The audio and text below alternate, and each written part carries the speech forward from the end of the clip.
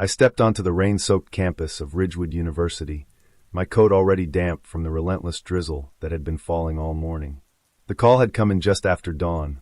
Dr. Arthur Sinclair, a distinguished professor of environmental science, was found dead in his office. Murdered. The word carried a weight I never got used to, no matter how many cases I worked.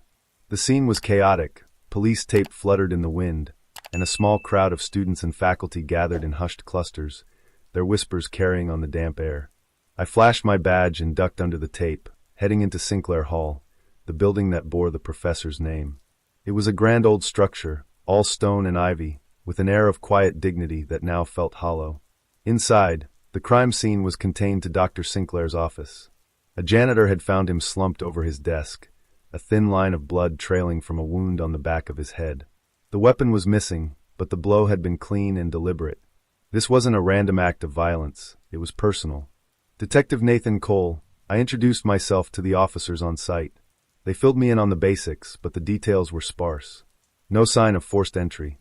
The office was in meticulous order, except for the desk drawers, which had been rifled through. A burglary staged to look like something else, or vice versa. I studied the room, taking in every detail. The diplomas lining the walls, the bookshelves crammed with volumes on climate change and sustainable energy, the neatly organized stacks of papers. A coffee cup sat on the desk, its contents cold. A photograph of Sinclair with a woman, his wife, I presumed, smiled at me from a silver frame. She'd be my next stop. As I turned to leave, a young officer approached me.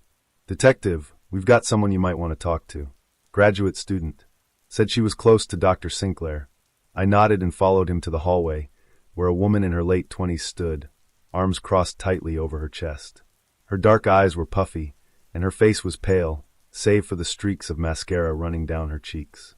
"Detective Cole," I said gently, extending a hand. "And you are?" "Emma Rourke," she said, her voice barely above a whisper. I was Dr. Sinclair's assistant." Assistant. The word hung in the air, heavy with unspoken implications. "I'm sorry for your loss, Ms. Rourke," I said. "Can you tell me when you last saw Dr. Sinclair?" She hesitated, her eyes darting away. "Yesterday evening. We were going over a grant proposal. He seemed fine. Was anyone else around?" "No," she said quickly, too quickly. "It was just us." I made a mental note of her nervous demeanor and decided to press gently. "Ms. Rourke, is there anything else you can tell me? Anything that might help us understand what happened?" Her lower lip trembled, and for a moment, I thought she might break down. But then she squared her shoulders and shook her head. "No, nothing."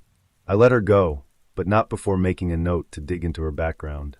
There was something she wasn't saying. My next stop was the Sinclair residence.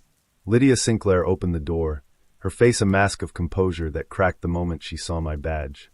"Detective," she said, her voice wavering. Have you found out who did this?"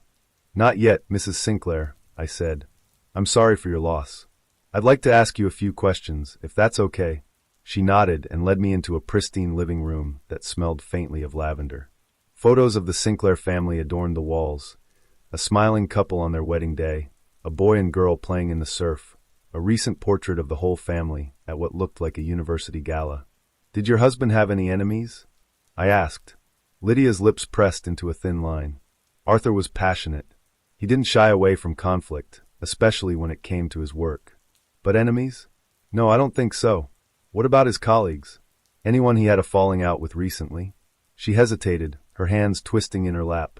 There was some tension in his department. Overfunding. Arthur felt strongly that the money should go toward research, not administrative salaries. It caused some friction. As I took notes, a new possibility formed in my mind. Academic rivalries could be as cutthroat as anything on Wall Street. And then there was Emma Rourke, the assistant, who was clearly more than that. I'd have to look into her relationship with Arthur, as well as his colleagues and that funding dispute. And I couldn't ignore the possibility of a vengeful spouse, no matter how composed Lydia Sinclair appeared. This case was already shaping up to be a tangled web of motives and secrets. And I had a feeling I'd only just begun to unravel it. Back at the station, I sifted through preliminary reports while waiting for forensics to send over their findings.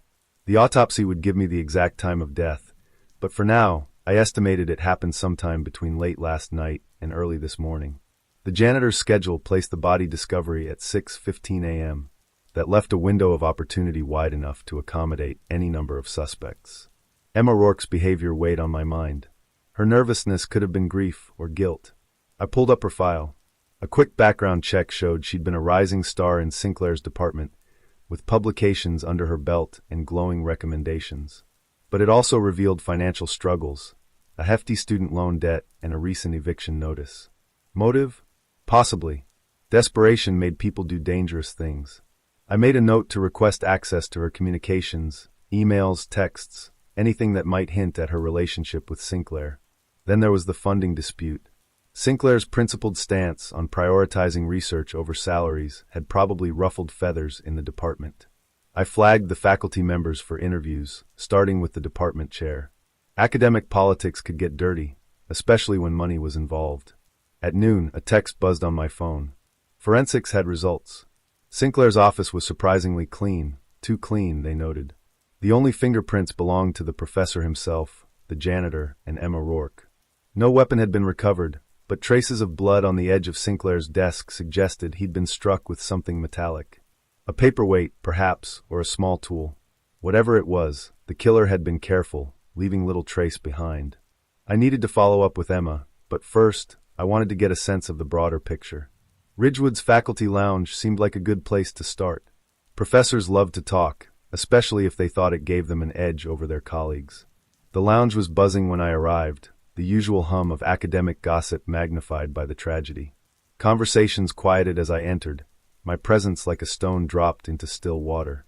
I approached a group of professors clustered by the coffee machine. Detective Cole, I introduced myself. I'm investigating Dr. Sinclair's murder. Mind if I ask a few questions? A wiry man with graying hair stepped forward. Dr. Henry Vaughn, he said, offering a firm handshake. I was a close colleague of Arthur's. Close? I asked, raising an eyebrow. Vaughn hesitated, then shrugged. As close as anyone could be with Arthur. He was brilliant but uncompromising. His stance on funding, for example. It earned him respect, but not many friends. I nodded. What can you tell me about those tensions? Any heated arguments recently? Vaughn glanced around, lowering his voice.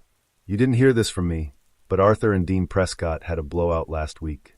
Prescott's been pushing for a new administrative building, and Arthur thought it was a waste of resources.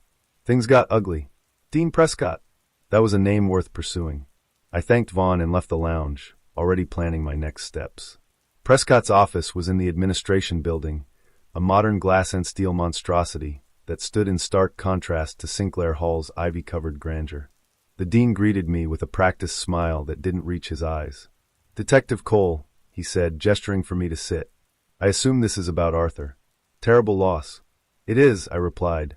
I understand you and Dr. Sinclair didn't see eye to eye on some matters. His smile faltered. Academic disagreements are par for the course, detective. Arthur was passionate, stubborn even.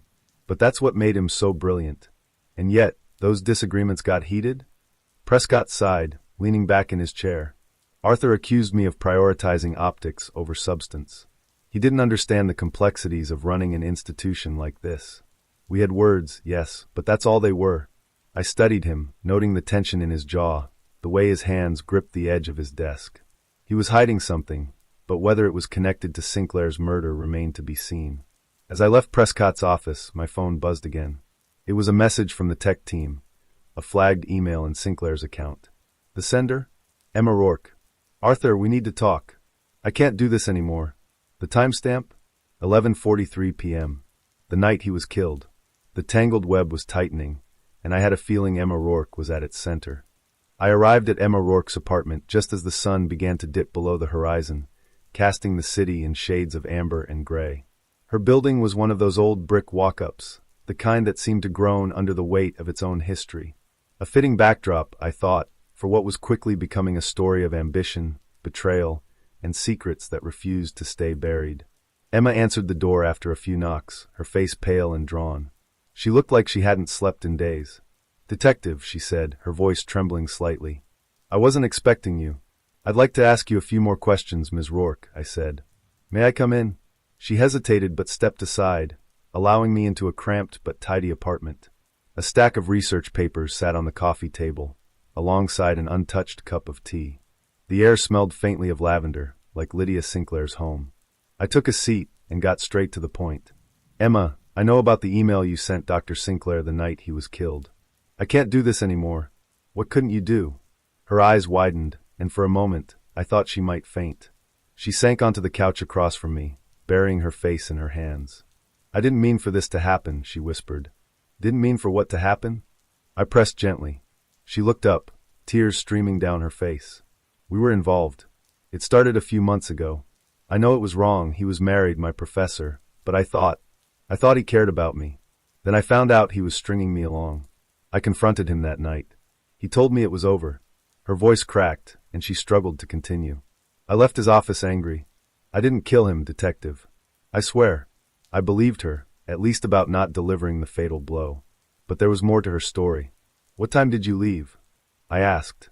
Just after midnight, she said. I was the last person to see him alive. Except for the killer, I said.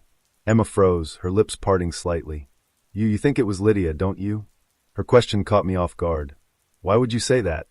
She hesitated again, glancing toward the window as if looking for an escape. Lydia came to see me last week. She knew about us. She warned me to stay away from Arthur. She was angry. Really angry. That was a bombshell, but it also complicated things. Lydia had motive, jealousy, and betrayal, but no evidence tied her directly to the scene. Not yet, anyway. Before I could press further, my phone buzzed. It was a message from the forensic team, a match on the blood trace found on the desk. The weapon had been identified, a brass paperweight engraved with the initials AS. It was found in the bushes outside Sinclair Hall. The kicker? Lydia's fingerprints were on it. The next morning, I returned to the Sinclair residence, warrant in hand. Lydia opened the door, her composure more brittle than before. Detective, she said, her voice tight. Have you found who did this? I think so, I said. May I come in? She stepped aside, her movements stiff, and we settled into the same lavender-scented living room as before. This time, I didn't dance around the issue. We found the weapon that killed your husband, I said. Your fingerprints were on it. Her face drained of color, and she gripped the edge of the couch. That's impossible, she said. I wasn't there. You knew about the affair, didn't you? I pressed. You confronted Emma, and when that didn't work, you confronted Arthur. Things got heated, and you grabbed the paperweight. Maybe it was an accident, but you killed him, Lydia. Her composure finally cracked. Tears spilled down her cheeks, and her voice came out in a choked whisper. I didn't mean to kill him. I wanted him to see what he was doing to our family. To me. But he laughed, detective. He laughed like none of it mattered. And I lost control. I leaned back, the weight of the confession settling over the room. You staged the scene to look like a robbery, I said. You went through his desk to make it seem random. She nodded, her hands trembling. I didn't know what else to do. I radioed for backup and waited with her until the officers arrived. As they let her out, her sobs echoed through the quiet neighborhood. Back at the station, I closed the file on Dr. Arthur Sinclair's murder. It was a messy case, like most murders are. People driven by jealousy, ambition, desperation. They all left wreckage in their wake. Emma Rourke's life was shattered, Lydia Sinclair's family was destroyed, and Ridgewood University had lost one of its brightest minds. No one really won in cases like these. But the truth had come to light, and sometimes that was the best you could hope for.